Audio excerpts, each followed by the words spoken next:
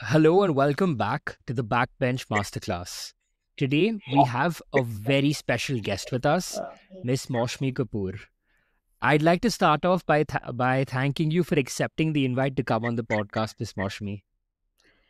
Thanks, Adnan. Thanks for inviting me here. I'm very excited to be here. That's great. And I'd like to just start off with the podcast by asking you a very important question that we ask all of our guests. Miss Moshmi, were you a backbencher in school or college?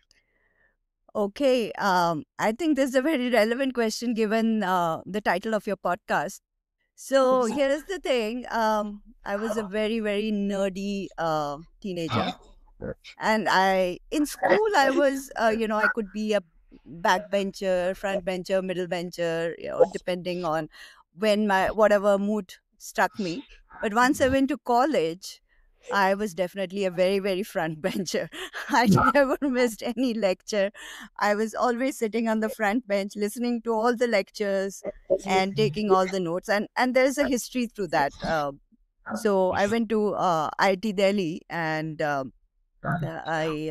electrical engineering department.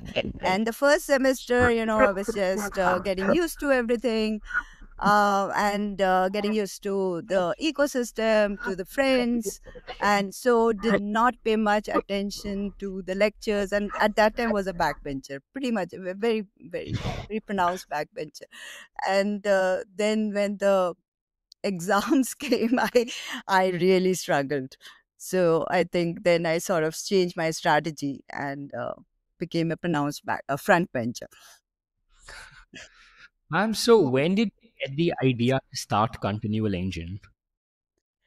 Yeah. So, the spark for continual engine actually came from something which is very simple as a dinner conversation. So I was at a table with a few people from the industry, and we were all talking about how AI was transforming the world around us. And this is not like a couple of years back. This is like almost a decade back. And at that time also AI was really making a lot of changes and transforming the world around us. And of course now it has taken us to one or two levels up the notch.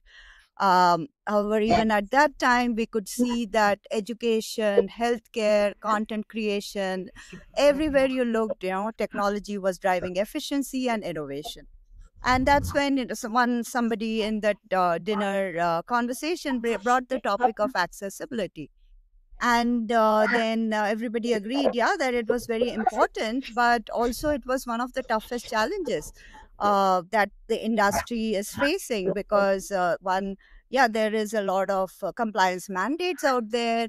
There are a lot of people who need this solution, but how do you implement that? Because it was very manual, very slow, very costly. And at that time, I remember thinking that why should it be, And I looked at the problem statement, which is like understanding what an image is like, what is the structure of a document, how are the video frames arranged. So, and I thought that this is a problem that AI can solve.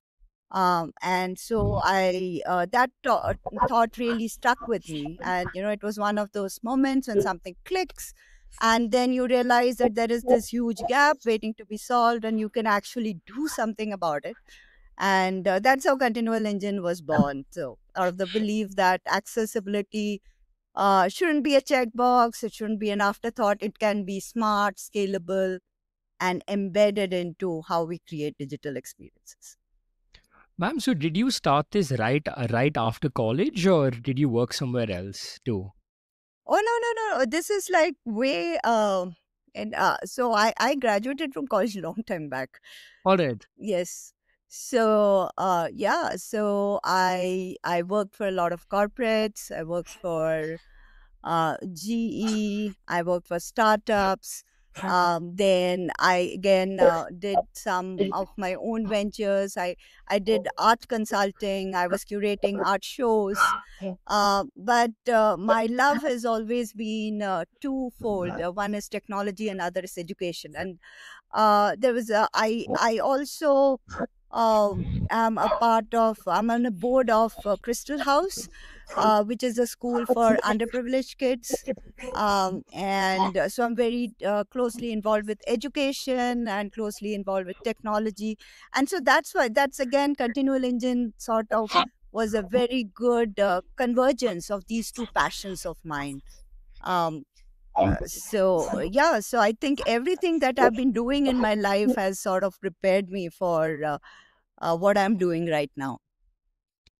So just to give the viewers a better understanding, could you please explain what Continual Engine exactly does and what digital accessibility means? Yeah, so before I go into what Continual Engine does, right, I want to explain what is digital accessibility, because this is a very niche term and something not a lot of people are aware of, right? So, when we talk about digital accessibility, what we are really talking about is making the digital world work for everyone. Everyone, irrespective of their uh, abilities or disabilities. So it's about ensuring that websites, PDFs, videos, apps can be used by people of all abilities, including those who are blind or low vision, or deaf or hard of hearing, or have mobility or cognitive challenges. So think of it in this way, right? Just like a building has ramps and elevators so that everyone can enter, so that the building is accessible for everyone. So the digital world also needs certain features so that everybody can participate equally.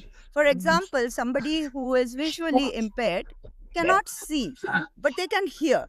So then you convert text to audio, and so you have software, you have apps which will convert the text into audio in a certain in a way that a visually impaired person can equally participate in that digital world like somebody with vision.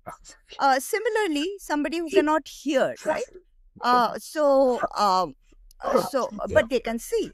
So then audio is converted to text, and you see that in captions, right? And this helps a hearing impaired person to equally enjoy the video as somebody who has who can hear.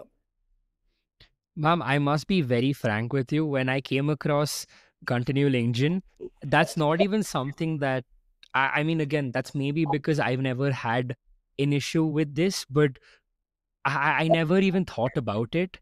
And the moment I read about what you guys do, I must say it's probably one of the most fascinating things I've ever come across, because it's something that's so obvious, but I don't think a lot of people think about it. Yeah, yeah, that is correct. And unfortunately, it's when we see something like this happen in our family or somebody around us, that's when uh, it hits us that certain things that we take for granted is actually not so easy. Say, for example, my mother, she had to go through a corneal implant. Um, uh, Corneal transplant, sorry, corneal transplant, and then she was practically visually impaired for some duration in her life, and that's when I saw that these technologies really help a lot. um, and somebody in our family had um, had an accident and so could not walk properly, right? And that's when you know that all these ramps that we have, the wheelchairs that we have, these are temporary disabilities, but even then your quality of life should not dip. And I think that's where society has, and organizations like us, we have built the technology capability so that people can tide through this period um, in a way that is seamless. And also people who have more long ranging disabilities can equally participate in this world without feeling the impact of their disabilities. Of course, we have a long, long way to go. Right in a continual engines board, we have two professors who are visually impaired. And when I heard their story, it was so inspiring. And they they they basically grew up in a world which is like 20, 30 years back, when there was not this technology, there were not so much awareness, there was not so much support, but still there was enough, and there were people who helped them in their journey. um, and they are so happy that they are a part of this story, where they are making lives easier for the next coming generations, so that they don't have to go through the same difficulties that they did. So yeah, so I think this is something that really gives us a lot of I would say contentment, and that the tech and also the technology is cutting edge. So there is this feeling of uh, gratefulness that you can use your knowledge and serve a purpose that's beyond us in a way. Ma'am, so you mentioned that you started this about a decade back, right? Yes. So what was the technology like back then, and how has the technology evolved today? Yes. So back then, what I was proposing, what we were proposing, was something that was a huge paradigm shift. So everything was manual, totally very, very intensive. There will be people thrown to make content accessible, and there's like so much content out there. And so that's why there was a lot of content which was not being made accessible because very expensive. Now, with the GPDs coming in, with LLMs coming in, with AI becoming more mainstream, and the technology going up one or two notches above, we have been working in this field for a long time using AI. Now we just have augmented what we have already built with the latest capabilities, and now our capabilities have exponentially grown. So now we can make content accessible at a much more faster rate, and with very high degree of accuracy. um, and we can solve this and we can make much more of an impact that we were able to that we could think of when I started this. And also there was a huge resistance to use AI. So when it started, I remember the first thing that we were working on was actually trying to understand the image and creating alt text out of that image. So alt text is basically so you have a document which has text and which has figures. So text you can convert to audio, right? But what about images? So when the screen reader, which basically is the software which converts text to audio, hits an image, then it sort of is it doesn't know what to do. And that's where you use a property called alternative textual description of that image, where you describe what is there in that image in a textual format. And earlier, when I got into this field, there were human beings who were looking at that image and writing descriptions. Now it's easier for when there are simple photographs and stuff like that. But say you're in a higher ed institution where there is this extremely complex chemistry equation out there. So now, to write a textual description of that image, you need somebody who understands that and who is at that level of education as well. And so, again, to get a subject matter expert with that depth of expertise is difficult and also is expensive. So so but that was the that was the scenario at that time, and people were very used to human beings doing that. And then we came in, we used our models, we trained our models on complex images like complex graphs, diagrams, flow charts, chemical equations, chemistry, organic structures. And then I remember we demoed it to a few of our customers. They were like totally wowed. So again, there is this one group of people who love technology, who want to see how technology can be used to make life better. And then there are the ones who are skeptics, right? So, and there was always this pushback that we would get, who wouldn't trust the technology and who would be very so we did receive a lot of pushback initially. And then when this became mainstream, so now it is something that is very much accepted, and also our accuracy levels have gone up, our uh, depth of coverage has gone up, our turnaround times have come down. So all this together makes it a much more winning proposition. Ma'am, so these services that you're again selling, is this more of a global, so when you target, is your clientele more of like, is it restricted to India, or is it more of like a global clientele? So it's a global clientele. So my customers are all over the world, across all continents, in US, in Europe, in India, in Asia, in Southeast Asia, in Japan. So this in Australia. So these services are required by everyone. And there's a lot of awareness of accessibility technologies. And again, models are something that you train in one language can easily be extended to others. So that is also something that we've been working on.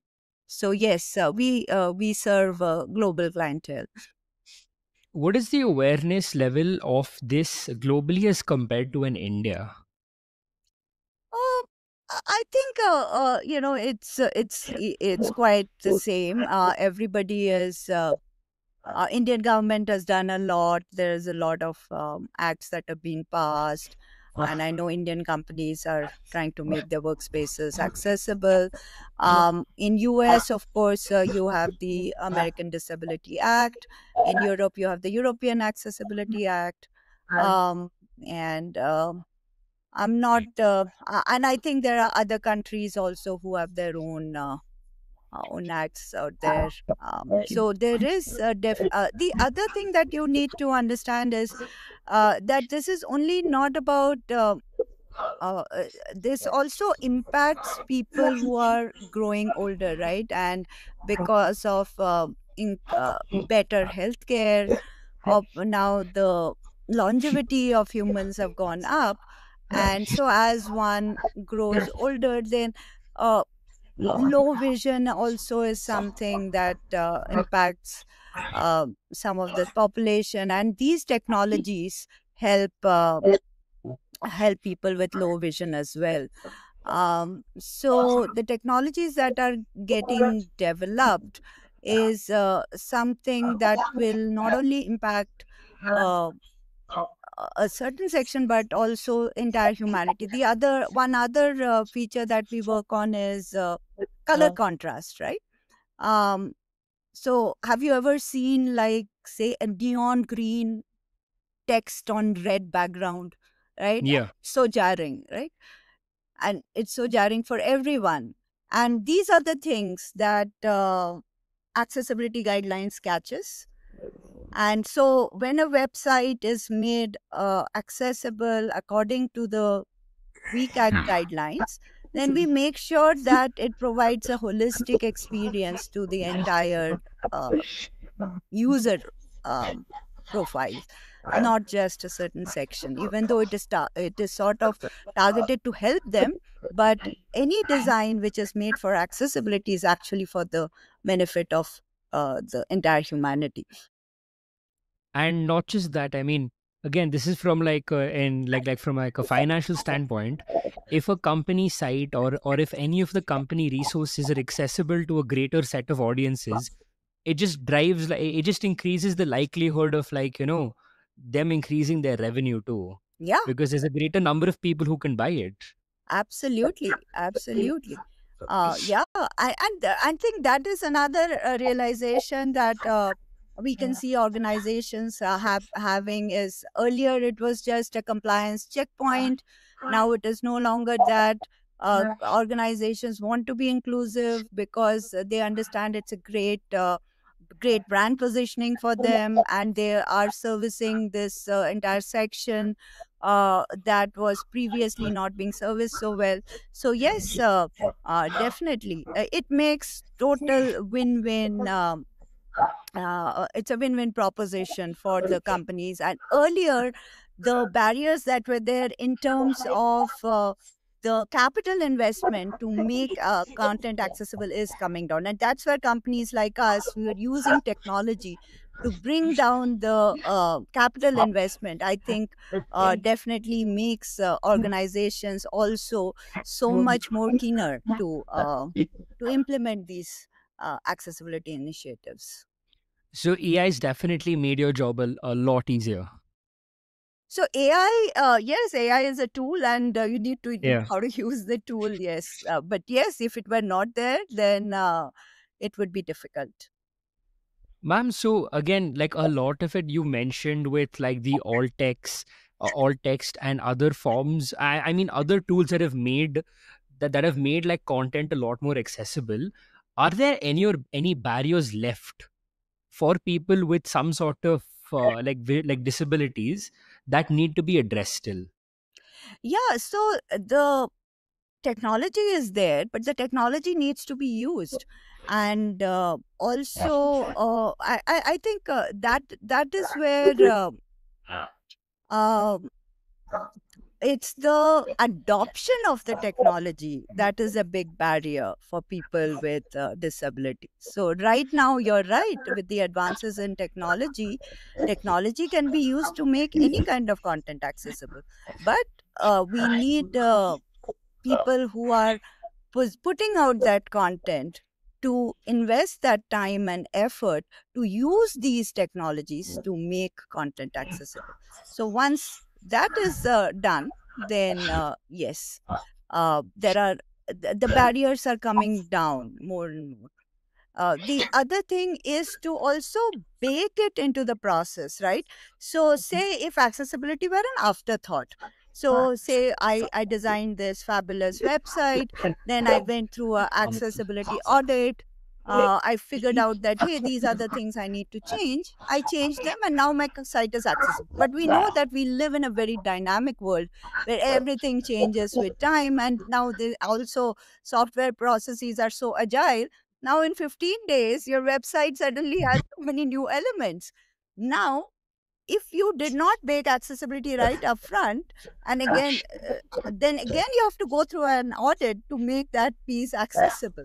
So, I think having these mindset of making content born accessible is something that organizations need to imbibe so that the content is accessible always.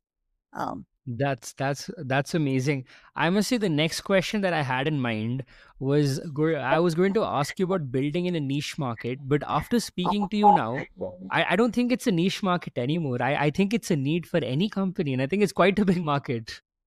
That is correct. Actually, it is, I would say, a few billion-dollar market, yes.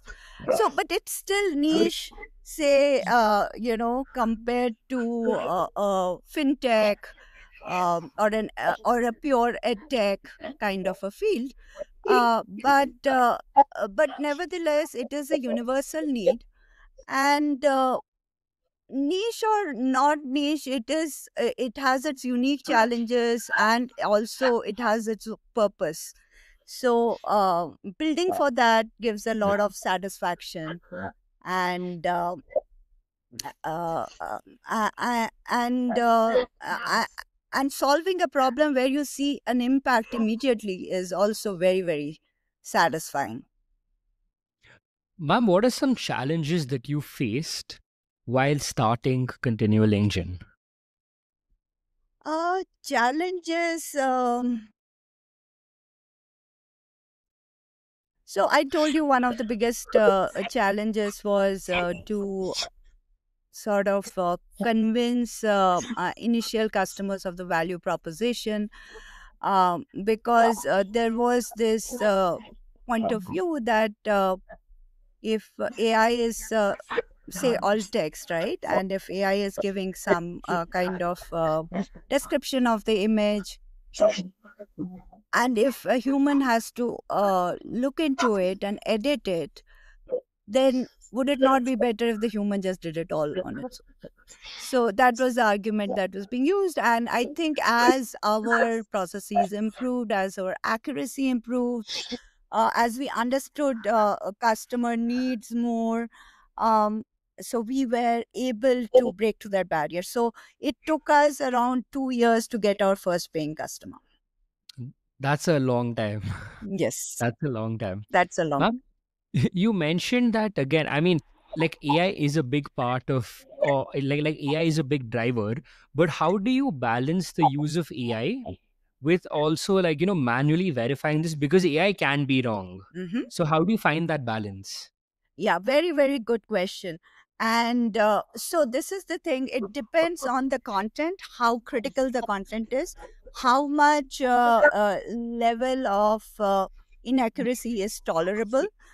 So, I would say for course or educational material that somebody is going to use to educate themselves, it's very, very important that you understand the context, that it's very accurate, so that the student or the person who is going through this material gets an exact understanding of the material that a person without disability is getting. Um, so in that case, we always recommend using the APIs, using the technology, and having a human in the loop who is going to review the content and make sure that it is contextually correct, and then deliver it to the customer. However, say there are certain things where um, some mass produced documents where it's okay that there can be a little bit of inaccuracy tolerated, and yet you will not lose the big picture. There we would say, hey, go use AI. The other place where you can use AI very, very confidently and comfortably is where documents follow a certain structure. Say financial institutions, right? They are producing account statements. Now these account statements have a very set structure. So AI can understand that structure, templatize it, and then it is a no touch solution. So you'd spend some time and effort upfront to build these templates, and then the organizations use this, and millions of documents can be made accessible with a very high degree of accuracy, and a very small upfront investment in a very short duration of time. So these are certain use cases that I can think of. Ma'am, could you share a story, like a success story of, a client or anyone who's used your product and how it's probably like changed their life or their user's life? Yeah. So yeah. Uh, I have many stories, but here I will take two stories of in different fields. So again, education and financial institutions. So this university came to us, and then they said that there are these there's this entire set of content, PDFs, images, courses, all of which that need to be used by the students who are visually impaired, and they have not done anything, and the student is going to join the course very quickly. And that's when we got to work, and we worked very quickly to make the entire There were some 10-15 courses, and also they came to us in periodic intervals, right? And as the lectures are getting completed, then the lecture notes are coming. So we are doing that. This was the first time that we did, and this is something we consistently take up. um, so the thing is, you make the content accessible, you send it to the student um, uses the content, I immediately, you know that it's made a big impact. And then the student says, hey, this engineering diagram, it was so well explained. I could so much understand the concept and tie it up with the surrounding text. I think that sort of made our day. um, so yeah, so that is one. And the other is, financial institutions, they are like thinking, hey, we have these huge repository of documents, how do we make it accessible? It will take so much time, so much effort. Then we go in there, can use our APIs and get the problem sorted. So that's another um, use case. Ma'am, so again, like based on what I've understood after speaking to you, it's you take a you have I mean you take great pride in the fact that you've been able to make people's lives easier. And if someone were to follow your footsteps in building a company that not just makes money but also has like a real world impact on society, what would like three pieces of advice be that you would give them? Yeah, so I think one should always uh, you don't need to choose between purpose and profit, right? So when you're building a company, so you should start by asking, hey, what problem truly matters? Not just that, oh, it's trendy, or it's going to attract funding, but will it still matter 10 years from now? Are you really going to create an impact? And I think if you solve for that, then anyway success is guaranteed.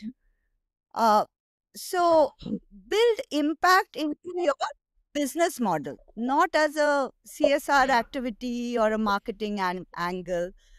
Like for us, accessibility is not an add-on, right? It is the product. And because it's the product, that's why it is scaling and it sustains. And I think the final thing is, surround yourself with people who care, right? Who care about the why and not as much as the how. So passion and purpose are contagious. So when a team believes that they are doing something meaningful, they will go the extra mile. Not because you have asked them to, but because they want. And so I would say these are the things. So find a problem that truly matters, build impact into your business model, and surround yourself with people who care about why and not the how.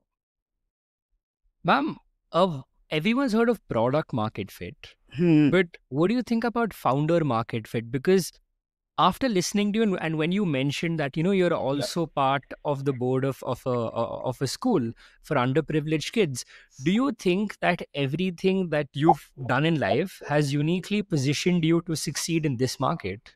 Yeah, I'm actually a very big believer in, I think, founder product fit. I think one should sort of understand what key drivers in your life is, what really makes you happy, not even happy, what really drives you to go that extra mile, that you can spend 18-hour work days without complaining.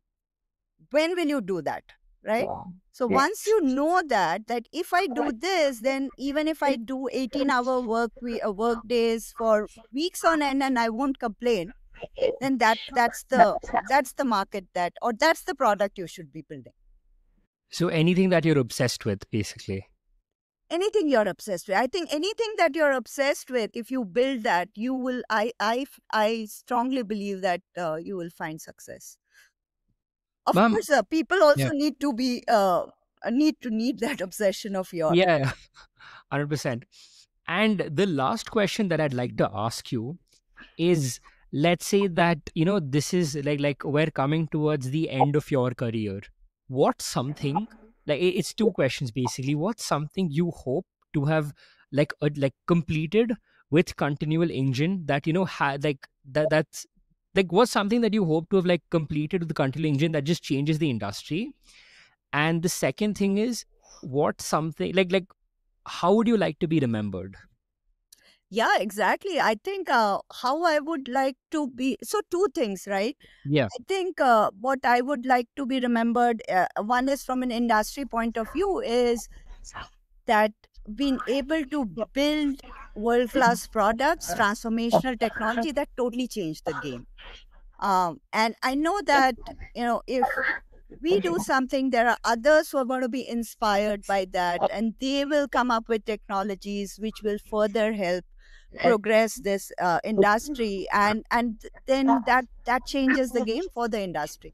So so I would like to be remembered as somebody who sort of brought that on or accelerated that or helped that, right? And the second is, I would like to build an organization where I feel that everybody felt they came together and built something that they are proud of, that they can go back home, tell their family that, hey, this is what I'm working for. So I think these are the two things that I would like to be remembered for. So it's again, I like when you say this, all I can think of is again founder product fit, the concept of, again, like that's something that just you're obsessed with, just making the world a better place. Yeah, yeah, I guess so. Yes. And the last question that I like to ask you, we ask all our guests this, is who is someone you look up to? Yeah. Very good question. Actually, I look up to my husband a lot. He's a great Or guy. that, He has been a wonderful source of support and inspiration for me. He has always been a huge help, support, sounding board, everything. So yeah, I look up to him a lot. Mom, I just like to ask one more question if you don't mind. Yeah, sure. Yeah. You mentioned that again, your husband is someone you look up to and he's very supportive. How much of a part does having, like, not just a supportive partner, but like supportive people around you play while building a company? Very, very important. And again, herein, I think as you grow older, or as you grow along the journey, right? A lot of people will be there who would be naysayers, who would not be supportive, and it's also how you deal with them, right? So if you let them get into your head, then that will mess with things. Um, so I think naysayers will always be there. You cannot control them, but how you deal with them is something that you can control. And so you build your group of supportive people around you, and you sort of learn to ignore the naysayers. It's good to have naysayers also around you because they sort of point at the gaps, at the flaws. And if you can sort of remove the emotion from it, you can actually learn. You can say, yeah, this is something that really can derail me. So let me figure out a solution for that. I would say that that's one thing. It's very easy to say that, because somebody says something um, which you don't want to hear. The first thing is defense, and I have done that many times. But what I'm trying to learn from this is not to get impacted, but try and get the best, which is the substance behind it, and see how it can impact me.